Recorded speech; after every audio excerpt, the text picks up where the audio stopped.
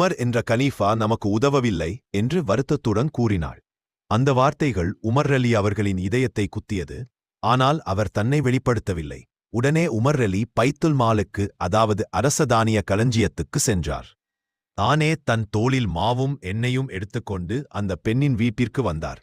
அவருடன் இருந்த ஒருவர், நான் சுமக்கட்டுமா என்று கேட்டபோது, நியாயத் தீர்ப்பின் நாளில் என் பாவசுமையை நீ சுமப்பாயா என்று கூறி மறுத்தார்.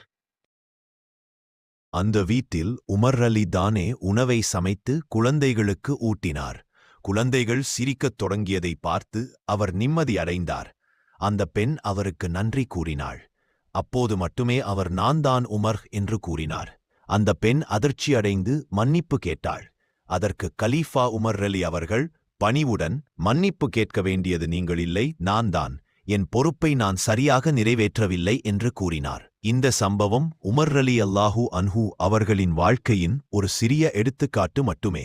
அதிகாரம் இருந்தாலும் அகம்பாவம் இல்லாமல் மக்களின் துன்பத்தை தன் துன்பமாக எண்ணிய ஒரு தலைவரின் குணமே உண்மையான இஸ்லாமிய ஒழுக்கம்.